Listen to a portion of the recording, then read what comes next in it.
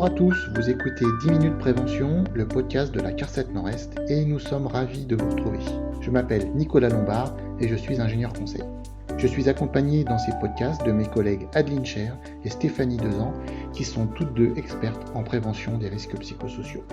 Aujourd'hui, je reçois notre collègue Laura Delière avec qui l'on va parler analyse des accidents du travail et notamment analyse des agressions. Bonjour Laura, comment vas-tu ? Bien, merci Nicolas, ravi d'intervenir avec toi. Laura, tu es responsable formation à la CARSAT Nord-Est et tu assures avec tes collègues l'animation de la majorité des formations que l'on propose, dont une formation à l'analyse des accidents du travail. Oui, effectivement, elle fait partie de notre offre qui contient plusieurs modules de formation, comme les compétences de base en prévention ou la rédaction du document unique. Dans cet épisode, sur ce que l'on doit faire après une agression d'un salarié par un client sur son lieu de travail, nous allons partir d'un cas réel. Alors Adeline nous en a déjà relaté une petite partie lors des 2 précédents podcasts et je vais ici vous raconter toute l'histoire. Ça s'est passé dans le hall d'accueil d'une entreprise de service de notre région. Bon, je vous l'avoue tout de suite, pour des raisons de confidentialité, j'ai modifié l'activité de l'entreprise et le nom du document dans cet exemple. Mais les faits et les causes matérielles sont réels, je vous le garantis. Donc, on va imaginer, nous sommes dans une entreprise qui expédie et reçoit des colis pour des professionnels et des particuliers. Ce jour-là, un client s'est mis en colère et a pris dans ses mains l'écran de l'ordinateur de la salariée qu'il recevait et lui a lancé ce même écran dans la figure. Alors, les agents de sécurité sont rapidement intervenus et ont géré sur le coup la situation. Le manager de la salariée agressée s'est également rendu sur place et a pris le relais avec le client. La salariée n'a heureusement pas été blessée, mais elle a évidemment eu peur.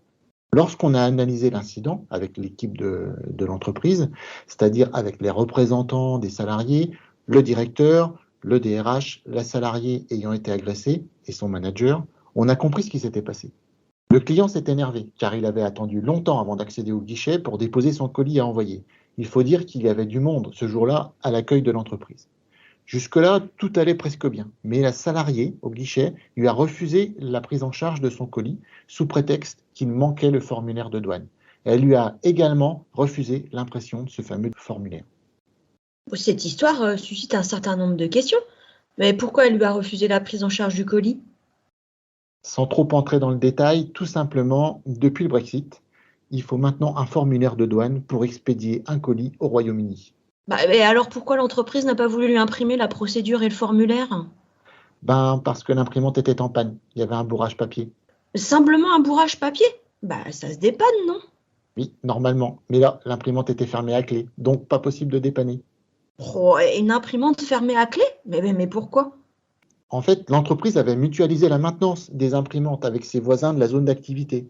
Et dans ce contrat, c'était la société de maintenance qui avait en charge le rechargement du papier, avec une garantie de résultat sur le fonctionnement du matériel. Donc, pas d'accès au papier par l'utilisateur pour éviter les erreurs de manipulation. Du coup, ça aurait pu mieux fonctionner avec un contrat de maintenance. Oui, mais le marché d'achat du papier avait aussi été mutualisé. Et le papier fourni n'était pas adapté à ce modèle d'imprimante. Ce sont des grosses imprimantes, tu sais. On comprend mieux avec toutes ces explications. Finalement, cette agression, c'est comme un accident du travail. C'est pas une question de malchance, mais c'est bel et bien un concours de circonstances. C'est-à-dire un enchaînement de causes qui sont présentes dans la situation de travail bien avant la survenue de l'accident, mais qui s'enchaînent et qui aboutissent à un drame. C'est ça. On a compris dans l'analyse que le client avait mal été renseigné au départ par quelqu'un qui ne connaissait pas les nouvelles procédures depuis le Brexit. À ça s'est ajoutée la mauvaise fiabilité du matériel d'impression à cause de solutions techniques prises bien en amont, c'est-à-dire la maintenance externalisée d'un côté et la mutualisation des achats de papier de l'autre côté. Enfin, s'est ajouté le stress de l'attente et peut-être l'inquiétude de devoir remplir des documents administratifs. Mais bon, ça, on n'en est pas sûr. Et ça s'est fini par une salariée recevant un écran d'ordinateur dans la figure. Pour tout vous dire, après cette analyse, la direction a revu le contrat de maintenance des imprimantes, le service achat, la qualité du papier et une campagne d'information sur le site internet de l'entreprise et dans son hall d'accueil a été réalisée sur les procédures d'expédition hors Union européenne. Et dans tout ça, l'accident, ils l'ont déclaré un accident du travail ? Sur le moment, la question s'est posée. Mais oui, l'accident du travail a bien été déclaré. Et tiens, justement, Laura, pour être bien au clair sur le fait de déclarer ou non en accident du travail une agression, est-ce que tu peux nous rappeler la règle, s'il te plaît ? Un événement qui survient alors que le salarié est sous la subordination de son employeur doit être déclarée au titre des accidents du travail. C'est une obligation légale. L'agression en tant que violence externe est bien un accident du travail. Alors en tant qu'employeur, vous avez 48 heures, hors dimanche et jour férié, pour faire cette déclaration via votre compte employeur sur Net Entreprise. Alors après la déclaration, qui est finalement une démarche administrative, on doit enclencher dans l'entreprise la démarche de prévention et en particulier l'analyse de l'accident. D'accord, Laura. Alors, par quoi nous conseilles-tu de commencer pour cette fameuse analyse?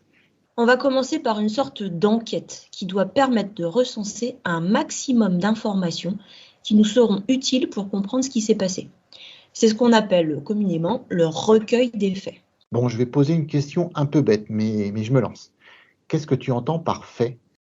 Alors un fait, c'est une information objective, vérifiable, observable et même parfois quantifiable. C'est quelque chose qui s'est réellement passé. Par exemple, aujourd'hui, Nicolas, tu portes une chemise bleue à carreaux. C'est un fait. Je suis sûr que tu as une astuce pour ne pas te tromper lorsque tu rédiges un fait. Tu nous la donnes? Oui, il y a quelques règles à respecter. La principale est de ne surtout pas exprimer de jugement ni d'intention. Par exemple, Nicolas, on ne peut pas dire ta chemise est belle. Pourtant, elle l'est, hein. Bon, oui, mais ça, c'est un jugement et on ne l'utilisera pas dans l'analyse. Un fait, c'est une information qui est objective. Les faits, ils sont formulés de manière concise et précise. Ce sont des phrases courtes qui contiennent un sujet, un verbe et un complément. Elles sont à la forme affirmative et au présent. En fait, c'est comme si tu décrivais à quelqu'un une image ou une photo qu'il ne voit pas. Tu fais une description précise, factuelle. Et si on applique ta méthode à notre exemple, quels seraient les faits à recueillir? En fait, tu les as évoqués quand tu as raconté l'histoire. Il faut simplement reprendre les éléments sous la forme d'une liste. L'imprimante est en panne. Il y a un bourrage papier. L'imprimante est fermée à clé. La maintenance des imprimantes est mutualisée. Voilà, etc. Je comprends, mais je me dis que recueillir toutes ces informations peut s'avérer assez compliqué. Le recueil des faits peut être un travail d'équipe. Et surtout, il faut entendre les témoins et la victime pour bien avoir l'ensemble des éléments. Et si les témoins et la victime n'ont pas tout à fait le même récit de l'accident, alors comment fait-on? Alors, on liste tous les faits tels qu'ils nous sont rapportés, mais on essaiera bien sûr de les objectiver. Et si ce n'est pas possible, s'il reste des incertitudes, on ne les fera pas apparaître dans l'analyse. Bon, d'accord, on a rédigé nos faits positivement, sans intention ni jugement. Que fait-on ensuite? Alors, je te conseille d'utiliser un outil méthodologique pour organiser ces faits et identifier parmi eux les causes de l'accident. Il s'agit de la méthode de l'arbre des causes. C'est un moyen objectif et participatif pour raconter l'histoire. Alors, il a été développé dans les années 70 par le réseau de l'INRS et des CRAM, les anciennes CARSAT. Cet outil d'analyse, il permet d'organiser les faits recueillis à la fois de façon logique, mais aussi chronologique. Logique et chronologique? Oui, les deux. Un enchaînement logique, il induit un lien de cause à effet. Donc, par exemple, je suis parti en retard, donc j'ai manqué le train.